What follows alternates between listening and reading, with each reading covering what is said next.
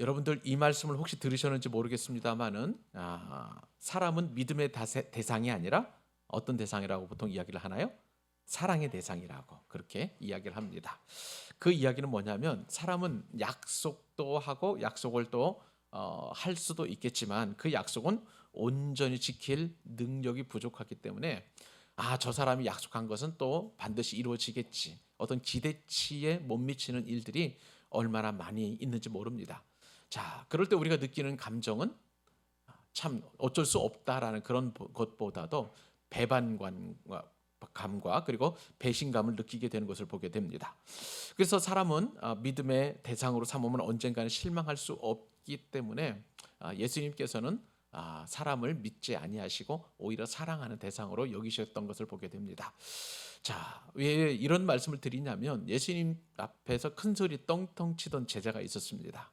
우리가 잘 아는 것처럼 그 제자는 바로 베드로였는데요. 오늘 본문에 보면 베드로가 예수님을 부인하는데 한 번 부인하는 것이 아니라 두 번 그리고 세 번에 이르기까지 확실하게 부인하는 그 모습을 보게 됩니다. 자, 그럼에도 불구하고 예수님은 어떤 모습을 취하셨는지 오늘 말씀을 통해서 저와 여러분들이 살펴보실 수 있기를 바랍니다. 자, 오늘 말씀 15절 말씀을 보니까 시몬 베드로와 또 다른 제자 한 사람이 예수님을 따랐다라고 그렇게 성경에 기록되어 있습니다. 여러분들 어제 예수님께서 본문에 살펴보면 이제 예수님께서 체포 당하셔서 이렇게 가실 때에 예수님께서 부탁하신 말씀이 있죠. 나와 함께 있었던 사람들을 이제 가게 하라라고 그렇게 허용하라라고 그렇게 말씀하셨습니다. 자, 그러면 여기서 이 수많은 제자들 가운데에서 두 사람만 빼놓고 아마 이제 여기에는 가룟 유다도 그때 당시 포함되어 있었으니까 10 제자가 다 흩어졌던 것으로 우리가 생각을 해봅니다. 15절 말씀을 보니까 시몬 베드로와 그리고 또 다른 제자 한 사람이 그렇게 예수님을 끌려가는 예수님을 따라간 것을 보게 됩니다. 자, 여기서 우리는 여러 가지 이제 생각을 해보게 되는데 우선 이 베드로와 다른 제자 한 사람, 성경에서 특별히 요한복음에서 다른 제자라고 표현된 사람이 있습니다. 보통 히브리 사람들의 그 표현에 따르면 어떤 편지라든지 어떤 글을 쓸 때 자기 자신의 이름을 직접적으로 거론하지는 않습니다. 예를 들어서 뭐 이제 제가 만약에 글을 쓴다고 해도 제 이름을 쓰지는 않죠. 뭐 예를 들어서 권영삼 목사가 뭐 제가 나름대로 일기를 쓰게 되면 권영삼이 어떻게 했다 이렇게 표현하지는 않잖아요. 뭐 예를 들어서 뭐 이제 다른 제 3인칭의 이름을 가지고 표현하는 것을 보게 됩니다. 그러니까 다른 제자는 이 성경을 기록한 사람이 되겠죠. 바로 사도 요한이라는 것을 알게 됩니다. 그때 당시에 이제 베드로와 요한과 베드로 아마 예수님께서 가장 사랑하시는 제자라고 그렇게 표현되어 있고요. 이 다른 제자가 그래서 우리는 요한이라는 것을 우리가 어렵지 않게 짐작할 수 있습니다. 베드로는 맏형격이고 또 예수님을 뭐 끝까지 따라가겠다라고 자기 혼장담했기 때문에 베드로와 그리고 예수님이 가장 사랑하시는 제자가 끌려가시는 예수님과 동행하면서 지금 대제사장 관저로 향하고 있는 것을 보게 됩니다. 자, 이 대제사장의 집이니까요. 아마 가야바의 집이라고 우리가 생각해 볼 수 있겠죠. 자, 그런데 여기서 이제 16절에 보니까 이 두 사람이 갈림길에 서게 됩니다. 예수님은 끌려서 지금 대제사장 관저 안으로 들어가게 되었고 그 길을 또 누가 들어가게 되냐면 다른 제자 한 사람이라고 그랬습니다. 그 다른 제자 한 사람은 말씀을 드린 것처럼 요한이 되겠죠. 요한이 이제 예수님을 따라서 들어가게 되었고 그런데 베드로는 문 밖에 서서 있어야만 되는 그런 상황입니다. 왜냐하면 다른 제자들은 그 신원이 확인되었어요. 문 지키는 사람의 입장에서 보면 얼굴을 알게 되는데 왜 그러냐면 그 얼굴을 아는 이유가 이 다른 제자 한 사람과 대제사장에 있는 사람들과 안면이 있는 것으로 그렇게 알고 있기 때문에 그렇습니다. 15절 중반절에 보시죠. 이 제자는 대제사장과 어떤 사람이라고요? 아는 사람이라 교분이 있었던 그러니까 사도 요한과 가야바는 서로 아는 지간이기 때문에 그러니까 뭐라 그럴까요? 요즘처럼 얼굴에 뭐 어떤 뭐 홍안을 가지고 이렇게 얼굴 인식을 해가지고 들어가는 그런 원시적인 시스템 사람의 얼굴을 보고 들어가는 그런 상황이라고 우리가 생각해 보아도 되겠습니다. 자, 그런 상황에서 베드로는 아직 얼굴을 모르기 때문에 문 밖에 서서 기다리고 있는 그런 상황이었던 것이죠. 근데 이것이 사달이 났습니다. 17절에 보니까 문 지키는 여종이 그러니까 문 지키는 여종이니까 뭐 경비병이라고 할 수도 없겠고 하여간 뭐라고 했는지를 잘 모르겠습니다만은 그 문 지키는 그 여자 종이 하필이면 베드로에게 말합니다. 너도 이 사람의 제자 중 하나가 아니냐라고 그렇게 이야기하고 있습니다. 자, 이것을 보면 우리나라 말은 그냥 그 별로 의미가 없는 것처럼 이렇게 여겨지는데 여기에는 이 여종의 말에 따르면 굉장히 여러 가지 상황들을 점검하고 있는 것을 보게 됩니다. 일단은 너도라고 하는 그 말을 보니까 자, 여기서 이 너도라는 것은 또 한 사람이 있다는 그런 의미 아니겠습니까? 그러니까 지금 예수님을 따라 들어간 그 요한은 예수님의 제자라는 것을 여종이 알고 있는 상황이에요. 그러니까 너도 그렇게 질문했겠죠? 또 하나는 뭐냐면 이 질문이 부정의 대답을 요구하는 그런 어떤 대답인 것입니다. 그러니까 이 뉘앙스를 살려서 번역을 해보면 너도 이 사람의 제자 중 하나는 아니겠지?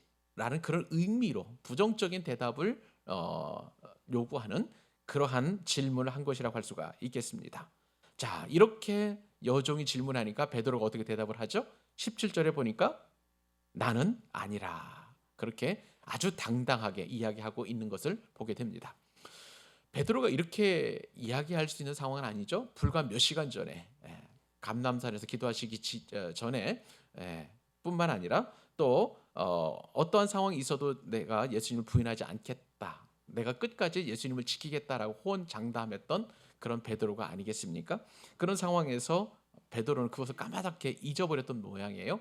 아니다라고 그렇게 강하게 부인하고 있는 모습을 보게 됩니다. 자, 그때 18절 말씀을 보니까 그때가 자, 따뜻했을까요? 추웠을까요? 추웠어요.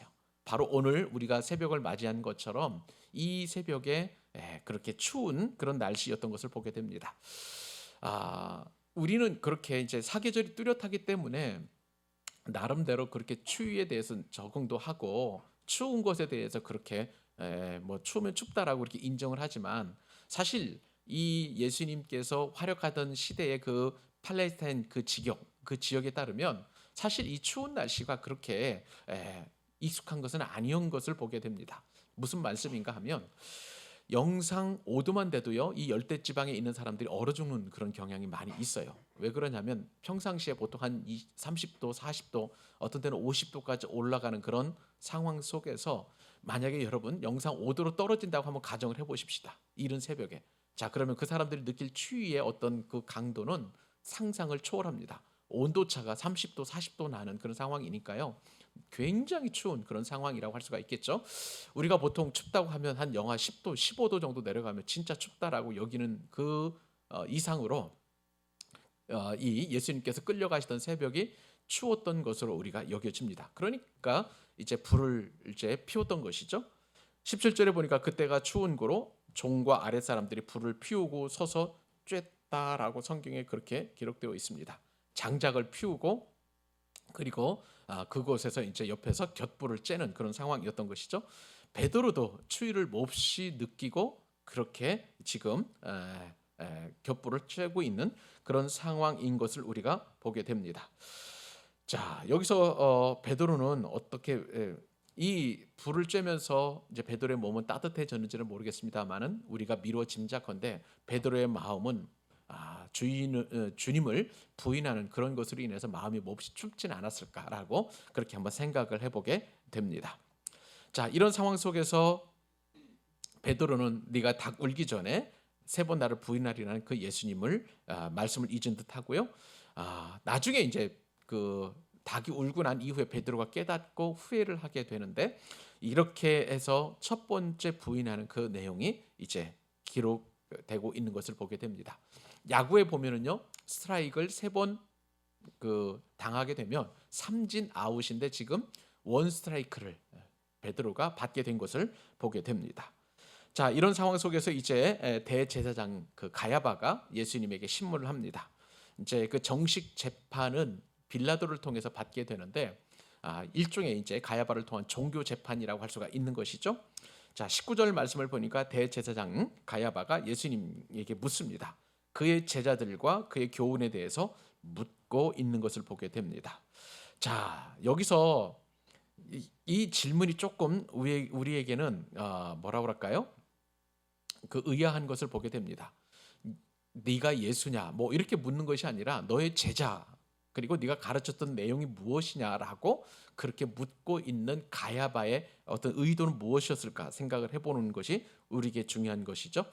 자, 예수님께서 무엇을 가르쳤는지 또 무엇보다도 그 예수님의 그 제자들은 또 어떤 사람인지 예수님의 제자들이 어떤 사람인지를 물었다는 것은 그 예수님께서 미친 영향력이 어느 정도 되는지를 묻는 가야바의 의도가 숨겨져 있다는 것을 보게 됩니다. 그러니까 내가 가르치는 그 제자들의 영향력이 얼마만큼이냐. 그러니까 아마 가야바도 소문을 들어서 알고 있었을 것입니다. 예수님께서 갈릴리나 또 유대나 이렇게 다니시면서 여러 가지 가르치시고 또 고치시고 치유하셨던 것을 보게 되면 한때는요 그 오병이의 기적을 일으켰을 때는 남자 장정마 5천 명이나 되는 엄청난 인원들이었죠. 또 예수님께서 그 가시는 곳곳마다 이제 치유와 기적이 일어나게 될 때에는 사람이 막 구름대처럼 몰려다니는 엄청나게 많은 사람들이 몰려다녔기 때문에 가야바 입장에서 보면 자신이 그렇게 다스리고 또 권장해야 될 사람들이 다 예수님께로 이렇게 편을 들고 또 그쪽에 쏠리는 것을 보게 된다면 나름대로 위기 의식을 느끼고 있었을 것이라는 것을 이 질문을 통해서 우리가 생각을 해볼 수 있는 것이죠. 여하튼 이 질문을 통해서 이제 대제사장은 예수님을 따르는 사람들이 어느 정도 영향권 안에 있는지 보고 그 사람들을 발본색원하려는 그런 어떤 의도를 가지고 있다는 것을 좀 알게 되고요. 또 두 번째 그 질문이 예수님의 교훈에 대해서 물었다는 것은 예수님께서 혹시라도 잘못 이야기한 것에 대해서 그 말꼬투리를 잡고 그것을 실책 삼아 가지고 또 예수님에 대하여 분명하게 심판하고 또 그 예수님을 판결하려는 의도로 이렇게 물어본 것을 보게 됩니다. 자, 이러한 가야바의 의도를 예수님께서 알으셨을까요? 모르셨을까요? 아셨던 것이죠. 그래서 20절 말씀에 보면 이렇게 말씀하십니다. 예수님께서 대답하시되 내가 드러내놓고 세상에 말하였노라. 모든 유대인들이 모이는 회당과 성전에서 항상 가르쳤고 은밀하기는 아무것도 말하지 아니하였거늘. 21절의 말씀에 보면 어찌하여 내게 묻느냐? 내가 무슨 말을 하였는지 들은 자들에게 물어보라. 그들이 내가 하던 말을 아느니라.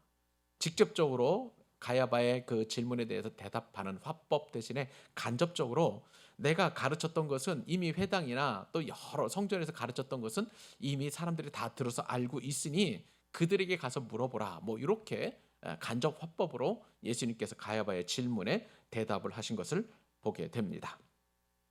자, 이런 상황에서 보니까 그 예수님의 답변이 좀 마음에 들지 않았던 것 같습니다. 이 대제사장 옆에 있었던 한 사람이 어떻게 하냐면 22절에 보니까 아랫사람 하나가 손으로 예수님을 때리게 되는 것을 보게 됩니다. 여러분, 그 사람이 가장 기분 나쁠 때가 어떤 상황이냐면 사람에게 직접 맞을 때예요. 어떤 도구를 사용하지 않고 뭐 맞는 것이 얼마나 그 몹시 기분이 상하고 또 자존심이 상하는지 모릅니다. 그래서 그 예수님을 친 사람이 있는데 그 사람의 이름은 등장하지 않습니다. 제가 책을 쓰고 싶은 그런 주제가 있는데요. 성경에 보면 여러 가지 이름이 없는 사람들이 참 많이 등장을 합니다. 뭐 여러 이제 그 은혜를 끼친 사람도 있고요. 예를 들어서 나만 장군에게 엘리사를 소개했던 그 여종 이름이 없잖아요. 포로된 여종 있죠. 그리고 또 엘리야에게 또 은혜를 받았던 뭐 사르밧 과부나 또 엘리사로부터 또 도움을 받았던 수넴 여인과 같이 그렇게 이름이 안 알려진 무명의 사람들이 있는가 하면 은혜로운 사람도 있지만 그렇지 않은 사람도 있는 것이죠. 룻기에 보면 기업 물을 자인데도 불구하고 기업을 무르지 않은 그래서 하나님의 복에서 벗어나는 사람 그 이름이 성경에서는 그냥 아무개로 표현을 하고 있습니다. 그 아무개도 있고요. 오늘 본문에 등장하는 예수님을 때린 사람 자, 그 사람의 이름이 누군지는 모르겠습니다만은 이 성경이 영원토록 또 그렇게 기록된 것을 보게 된다면 이 사람은 참 대대손손 그리고 또 이 성경이 없어지는 그날까지 이 사람의 어떤 그 행적은 전혀 사라지지 않을 참 기가 막힌 행적을 행했던 것을 보게 됩니다. 이런 어떤 무명의 사람이 예수님을 때린 것을 보게 되죠. 자, 예수님께서 이 사람에 대해서 이렇게 말씀하십니다. 내가 말을 잘못하였으면 그 잘못한 것을 얘기하면 되는 것이고, 또 바른 말을 하였으면 네가 어찌하여 나를 치느냐. 예수님께서 억울해서 이런 말씀을 하신 것이 아니라, 자, 그 말씀을 하신 이유는 당신의 말씀이 절대적으로 옳기 때문에 어떤 폭력도 용납되어서는 안 된다. 이 폭력의 부당함을 지적하시기 위해서 이 말씀을 하신 것을 보게 됩니다. 자, 이런 상황 속에서 예수님은 이제 이때부터 이제 본격적으로 모욕과 조롱을 당하시게 되는데요. 사실 손바닥으로 이렇게 때림을 당한 그 예수님의 그 고난은, 이것은 전초전에 불과하다고 할 수가 있겠습니다. 앞으로 당하실 순환과 고통은 이로 말할 수 없는 모욕과 아픔이자 또 조롱인 것을 우리가 감안을 해놓고 이 말씀을 우리가 살펴볼 필요가 있는 것이죠. 자, 이런 상황에서 이제 안나스는 예수님을 결박한 그대로 대제사장 가야바에게 보내게 되었고요. 자, 이런 상황에서 이제 계속해서 이제 그 예수님에 관련된 내용들이 성경에 기록되고 있는 것을 보게 됩니다. 25절에 보니까 시몬 베드로가 서서 불을 쬐고 있었습니다. 근데 불 쬐던 가운데서 또 같이 불 쬐던 사람들이 베드로에게 묻는 것이죠. 지금 화면은 예수님께서 대제사장과 이렇게 신문하는 그런 어떤 장면이 하나가 있고, 또 한 장면은 그 관저 밖에서 지금 불을 쬐고 있는 베드로와 또 여러 사람들을 보여주고 있는 두 장면이라고 할 수가 있겠습니다. 자, 불을 쬐고 있었던 베드로가 에게 이제 주변 사람들이 묻는 것이죠. 너도 그 제자 중 하나가 아니냐, 그렇게 물었습니다. 두 번째 질문인데, 이때도 베드로 어떻게 대답을 하냐면 아니다, 나는 아니다, 예수님의 제자가 아니다라고 그렇게 강력하게 부인하는 것을 보게 됩니다. 자, 이렇게 해서 두 번, 3 스트라이크 가운데 두 번, 2 스트라이크가 이제 2 스트라이크를 당한 것을 보게 됩니다. 이제 몇 번 남았습니까? 한 번 남은 것이죠. 그런데 그 뒤에 바로 또 26절에 보니까 이렇게 표현이 되죠. 대제사장의 종 하나는 베드로에게 귀를 잘린 사람의 친척이라. 어제 우리 이 귀를 잘린 사람이 그 누군지 우리가 알게 됐죠. 이름이 말고라는 종이었습니다. 말고의 그 귀가 잘렸을 때 그 귀를 자른 사람이 바로 베드로라는 것을, 하필이면 그 불을 같이 쬐던 사람 가운데 한 사람이 있었던 것이죠. 그런 사람에서 어떻게 이야기를 하냐면은, 너도 이 사람과 함께 동산에 있는 것을 내가 보았다라고 그렇게 이야기를 하고 있습니다. 말고의 친척이니까 내 친척이 지금 귀를 잘리게 되었는 그 현장을 목격을 하게 된 것이죠. 지금 불을 쬐고 있는 사람이. 그러니까 베드로가 또 한 번 부인하게 되었고요. 그리고 오늘 본문에 보면 3번 부인하자마자 닭이 울었다. 새벽 미명이 이제 밝아오는 것을 보게 되는 것이죠. 자, 오늘 말씀을 통해서 우리는 여러 가지 교훈과 또 여러 가지 생각들을 해볼 수가 있을 것입니다. 자, 베드로의 입장에서 한번 생각을 해봅니다. 우리가 성경 인물을 비판할 때 베드로가 왜 주님을 3번 비판했을까, 그렇게 생각을 하게 되는데요.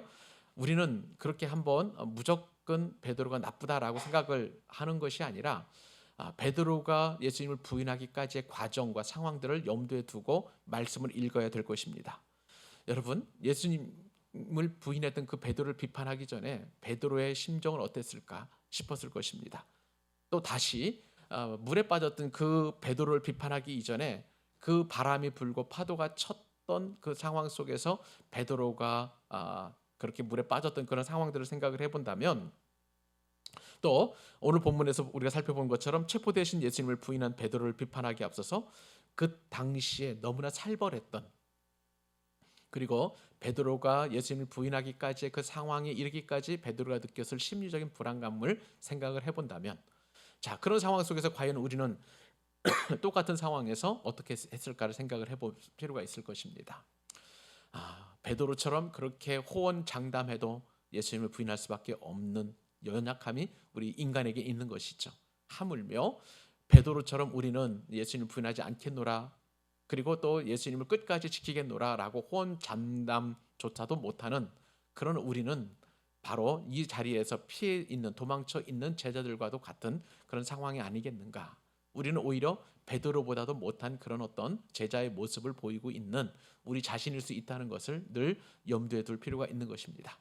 그렇기 때문에 우리가 가지고 있는 믿음, 또 우리가 가지고 있는 상황들, 또 우리가 처한 그런 어떤 환경 속에서도 불구하고 우리를 보호하시고 아끼시고 지키시고, 그리고 우리를 끝까지 사랑하시는 그 사랑이 얼마나 큰지를 이 말씀을 통해서 깨닫게 되는 것입니다. 더불어서 예수님은 당당하셨습니다.